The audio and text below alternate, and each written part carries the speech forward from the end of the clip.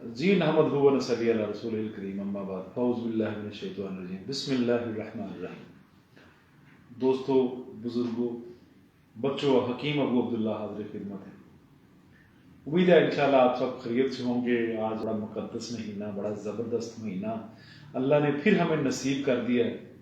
دعا گو ہوں اللہ سب کو تندرستی عطا کرے، اللہ سب کو صحت دے، اللہ سب کو توفیق دے روزہ رکھنے کی۔ اور سب سے پہلی جو التجا ہے، اپنے دائیں بائیں آپ کے جو ہمسائے ہیں ان پہ ضرور نظر رکھیے گا، ضرور پوچھیے گا ان کو کہ ان کی کیفیت کیا ہے۔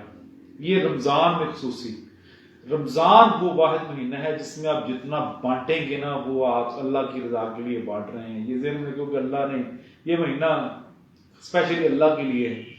تو سب سے پہلی نصیحت یہی ہے کہ غربا کا، مساکین کا، اپنے ہمسایوں کا خیال رکھیں تاکہ آپ بھی مستجاب ہو سکے، یہ رمضان کے مہینے کو انجوائے کر سکیں۔ کوشش کیجئے غریبوں کی ہیلپ کیجیے گا۔ اور دوسرا یہ ہے کچھ ایسی چند احتیاطی تدابیر ہیں جو رمضان کے مہینے میں اگر آپ وہ اپنا لے، اڈاپٹ کر لے، تو میں یقین سے کہہ سکتا ہوں، باوثوق ذریعے سے کہہ سکتا ہوں کہ انشاءاللہ آپ متعدد موذی بیماریوں سے بچ سکتے ہیں۔ بیسیکلی رمضان کا جو مہینہ ہے نا، رمضان کا مہینہ بیسیکلی ہماری صحت کو بحال کرنے کے لیے، ہمارے معدے کو اوکے کرنے کے لیے ہوتا ہے، پر ہم مسنون طریقے سے کھانے نہیں کھاتے، کھانے ہم بے ترتیبی سے کھاتے ہیں، جس کی وجہ سے بہت زیادہ بیماریاں۔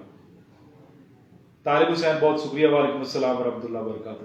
بہت متعدد بیماریاں، اور میں اگر کھلی بات کر دوں تو میرے پاس سب سے زیادہ جو مریض آتے ہیں اسٹمک کے وہ آفٹر رمضان آتے ہیں۔ یعنی رمضان کے بعد میرے پاس تقریباً 3-4 مہینے لگاتار۔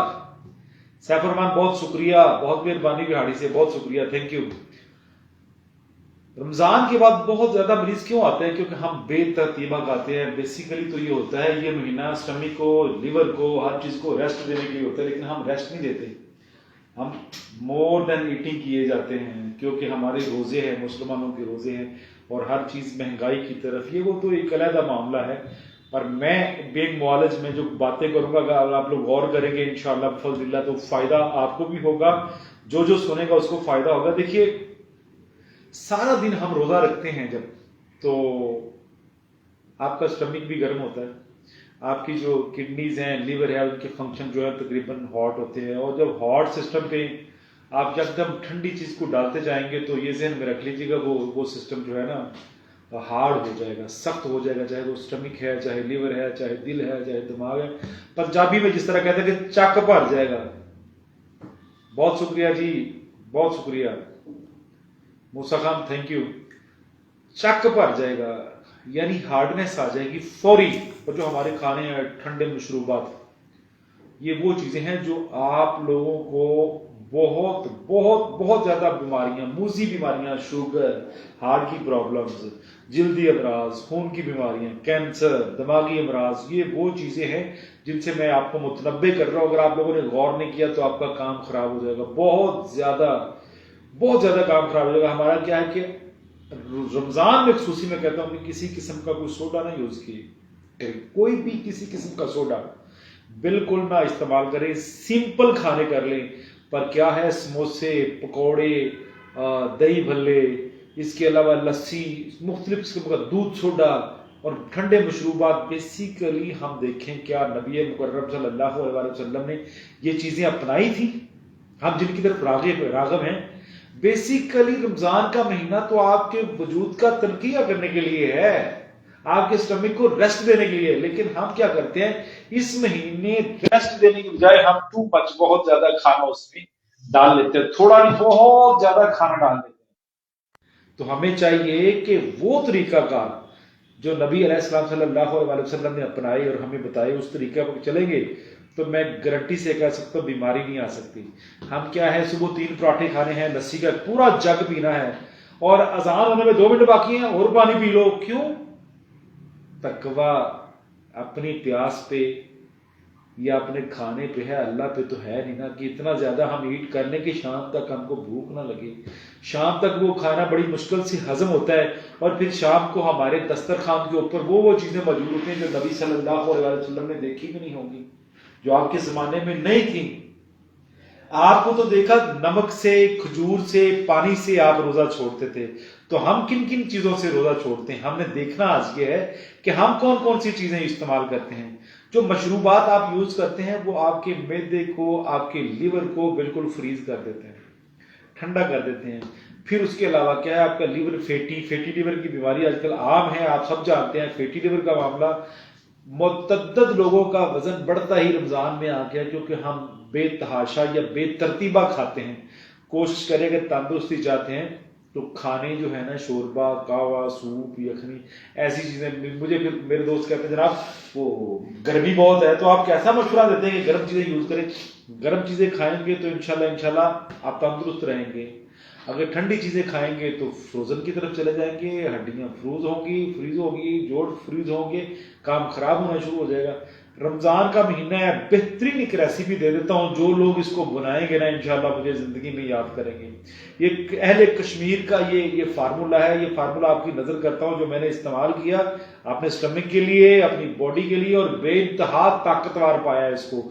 ایسے دوست ہے باپ جن کا معدہ خراب رہتا ہے، یہ اسپیشل ان کے لیے ہے، جن کا جگر خراب رہتا ہے، جن کو نسیان کا مسئلہ رہتا ہے، جن کو نیند کھل کے نہیں آتی ہے، باڈی میں ڈرائینس بہت زیادہ ہو گئی ہے، یا جن کی زبان رات کو بہت زیادہ سخت ہو جاتی ہے، جن کے معدے کے امراض ہیں، جگر کے امراض ہیں، یہ جو میں مرضیں بتا رہا ہوں، ٹھنڈ کی جو مرضیں ہیں جو سردی کی وجہ سے لگتی ہیں، وہ یہ دوست استعمال کریں گے تو کبھی زندگی میں یاد کریں گے انشاءاللہ بفضل اللہ۔ یہ رمضان کا مہینے کا آغاز ہے، اور میں یہ رمضان کے لیے گفٹ آپ لوگوں کو دے رہا ہوں۔ اگر یہ شوربہ آپ ڈیلی بنا کے رکھتے ہیں تو وزن نہیں بڑھے گا، بیمار نہیں ہوں گے۔ بہت شکریہ کاشف، بہت شکریہ۔ وعلیکم السلام ورحمۃ اللہ وبرکاتہ۔ بادام 10 گرام لے لیجئے، کاجو 10 گرام لے لیجئے، پستہ 10 گرام لے لیجئے، اخروٹ 10 گرام لے لیجئے۔ 4 چیزیں ہو گئی، بادام، کاجو، پستہ، اخروٹ 10 گرام، اور 10 گرام ہی اجوین دیسی لینی ہے۔ جو چارے مغزیات ہیں وہ تو کٹھے آپ کوٹ سکتے ہیں، ان کا پاؤڈر کر لیجئے، اور جو اجوین ہے وہ علیحدہ پاؤڈر کریں گے 10 گرام، یا زیادہ اجوین کوٹ لیجئے، اس میں سے پاؤڈر 10 گرام لے لیجئے، اور آپ کو یقین ہونا چاہیے کہ جو اجوین ہے اس کے دانے ٹوٹ گئے، اچھی طرح اس کو بریک پاؤڈر کر کے یہ اکٹھا کر دیں 5 چیزوں کو۔ اور جس طرح آپ ہڈیا کا تڑکا بناتے ہیں جس میں پیاز، لہسن، ادرک، ٹماٹر، مرچ، نمک آپ ڈالتے ہیں، ادرک، اس میں ایک بہترین تڑکا بنائیے، اور اس میں یہ ڈرائی فروٹ اور اجوین ڈال دیجئے، اور اس کو فرائی کیجئے، اچھی طرح بھونیے۔ بھوننے کے بعد 5 گلاس پانی اس میں ڈالیے۔ جب 2.5 گلاس رہ جائیں تو اس کو نیچے اتار لیجیے، یہ بہترین شوربہ تیار ہو گیا۔ اور یہ شوربہ جو افطاری پہ استعمال کرے گا نا انشاءاللہ معدہ خراب نہیں ہوگا، دل کے اگر والو بند بھی ہے نا تو اللہ کے حکم سے انشاءاللہ کھل جائیں گے۔ اگر کڈنیز کا کوئی بھی ہمہ قسم کا کوئی مسئلہ ہے، کوئی تکلیف ہے تو انشاءاللہ ٹھیک ہو جائے گی۔